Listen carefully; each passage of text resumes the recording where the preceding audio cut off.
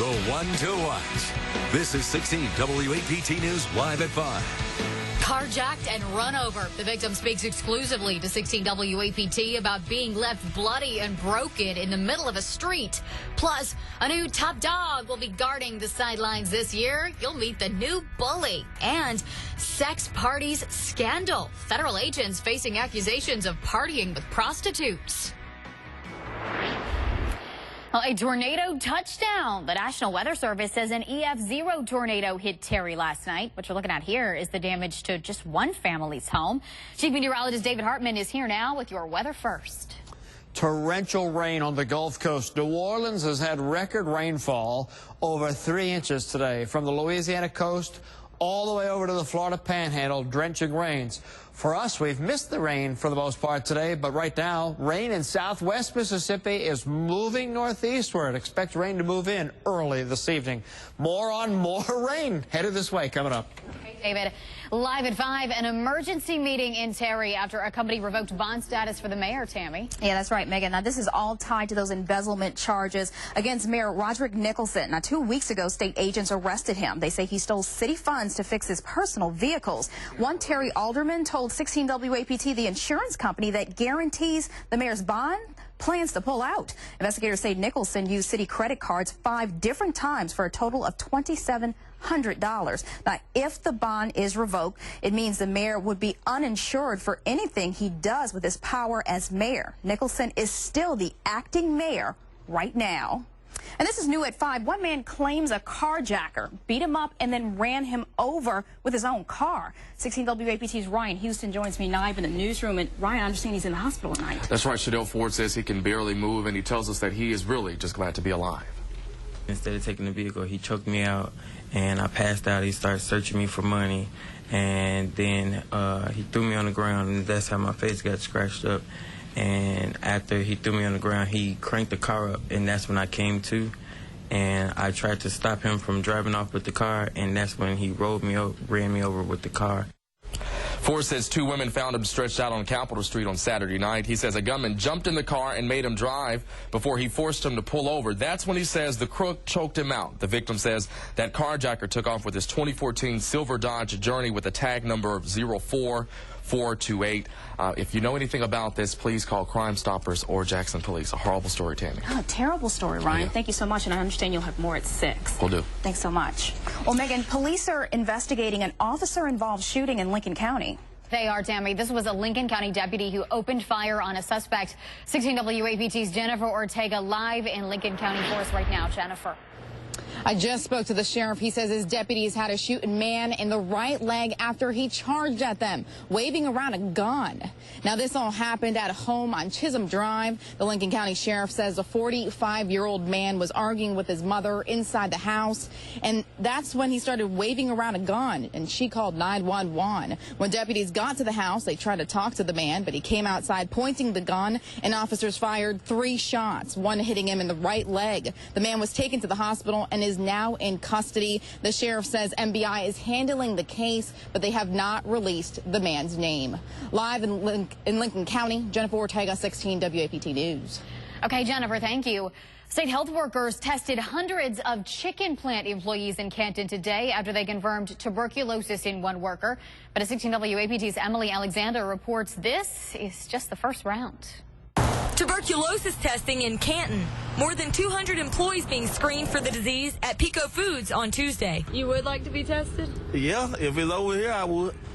The Department of Health performed the test after they say a person working at the plant contracted TB. This is the first round of testing here at the Pico plant in Canton. Health officials say they'll follow up with a second round in 8 to 10 weeks. The Department of Health says they are also testing that person's family since tuberculosis is passed through prolonged exposure. Pico is paying for tests for all employees who worked the same shift as the sick worker. If it's somebody in the plant with tuberculosis, I would like to know, because I would like to have all of the requirements that it's going to take to make sure that everybody's straight in there, and me too. Health officials emphasize that the public is not in any danger of contracting tuberculosis from the plant. In Canton, Emily Alexander, 16 WAPT News. Well, health officials couldn't tell us when the original patient contracted TB. They did tell us if anyone tests positive today, they will follow up with that employee and help them figure out what to do next. Well, now to a high-stakes exam. Tens of thousands of students statewide could be left behind if they don't make the grade on a state reading test.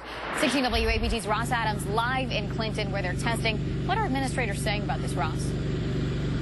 Well, administrators are saying they are ready. In fact, they've been emphasizing literacy for some time, to get students ready for this must-pass test.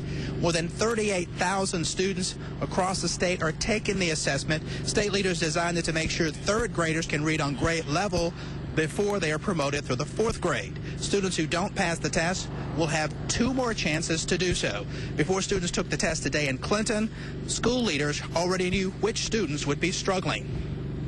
And we've been in communication with their parents and, as I said, providing interventions. And we do have an idea that we think maybe a little less than 11% of our students may struggle on this first test.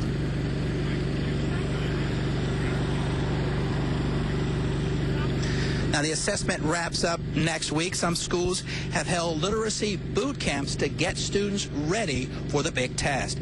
And state law says some students who fail the test will be promoted if they meet certain specified exemptions. But now we're live in Clinton. Ross Adams, 16 WAPT News. Okay, Ross, thank you.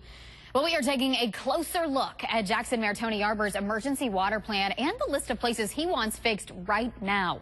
16 WAPT Scott Simmons live in North Jackson tonight with what could be called ground zero. Scott? Easily so. Check it out. I'm standing on the remnants of the biggest problem along the Chastain water line. According to the city, it could cost $300,000 just to fix this one. This is one of 3 main areas the mayor wants to address in his emergency plan. Now, today, according to the Department of Health, they tell me the city has sent a letter of intent that indicates they could borrow up to $2.4 million to deal with one of these problems. They could also reach to other funding sources to deal with a 20-inch water main problem on Sywell Road and a water main on Eastover Road. The council still has to approve the mayor's plan, and while there was talk of a special meeting, it may be next Tuesday before it can be taken up. The mayor says he's trying to answer their questions about why this emergency declaration is needed. This plan primarily talks about how we'll communicate. It talks about how we'll deploy in any emergency going forward. The council just wanted to be comfortable and confident that we were doing things in a strategic manner, and we think that we were able to provide them with that. But some council members told me they are reluctant to borrow money when there is bond money in the bank from the city's 1-cent sales tax collection. Coming up at 6, I'll show you why that money is not being spent yet and why it may be a little while before it can be. Live in North Jackson, Scott Simmons, 16 WAPT News. All right, Scott, thank you. And we do want to give you a look at the locations the mayor wants fixed right now. He's talking about the Chastain water line, Eastover Road, and Sywell Road. Meantime, an alert for some Jackson Water customers tonight. This latest boil water notice affects the 400 and 500 blocks of Sykes Drive, Sykes Park Drive, Sykes Park Circle, and Lakeside Drive. Of course, it takes 2 days of clean water tests to lift those boil water alerts. New at 5, a transgender man says a Flowood-based company fired him because he wouldn't dress like a woman. Tristan Broussard was born a woman but now lives as a man. He says that's why Tower Loan let him go. He claims his boss demanded that he dress and act like a woman, which was something that he simply refused to do. We reached out to Tower Loan. They say they do not comment on pending litigation. Lawmakers on Capitol Hill say they want to review a nuclear agreement with Iran. The White House says President Obama is willing to compromise here.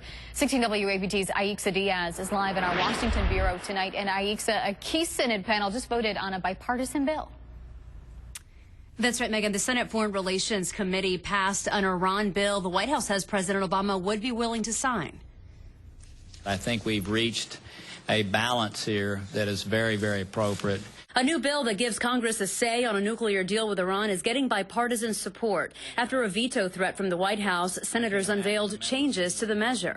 It forces the administration to bring to us every detail if there happens to be a final agreement, every detail. The new bill gives Congress 30 days instead of 60 to review a final deal with Iran. During that time, President Obama would be able to lift sanctions imposed through presidential action, but could not ease sanctions levied by Congress. Despite the things about it that we don't like, enough substantial changes have been made that the president would be willing to sign it, because it would reflect the kind of compromise that he'd be willing to sign.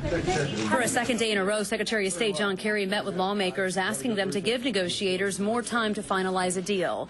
Earlier this month, the U.S. and 5 other countries reached the framework of a deal with Iran to limit its nuclear program in exchange for sanctions relief. There is no disagreement in this committee or in the Congress that we cannot trust Iran, and that the agreement must be able to assure that Iran does not become a nuclear weapon state.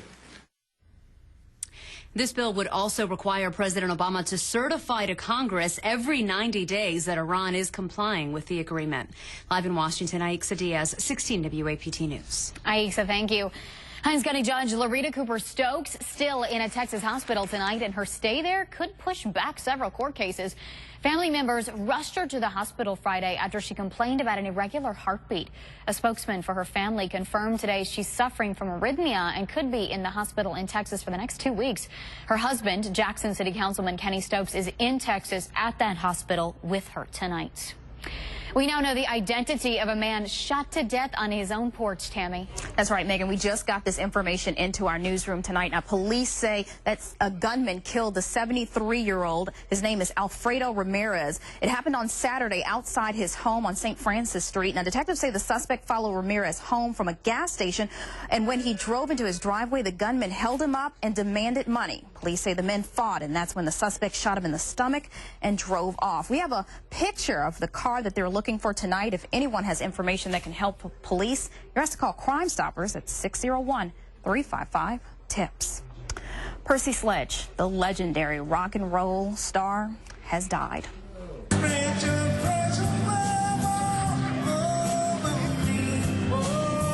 Sledge was a member of the Rock and Roll Hall of Fame. The singer died this morning after a long battle with cancer. He's best known for his classic 1966 hit, When a Man Loves a Woman. 16 WAPT got the chance to interview the singer during the Jackson Rhythm and Blues Fest 2 years ago. The people of Jackson, they show appreciation of entertainers when they come here.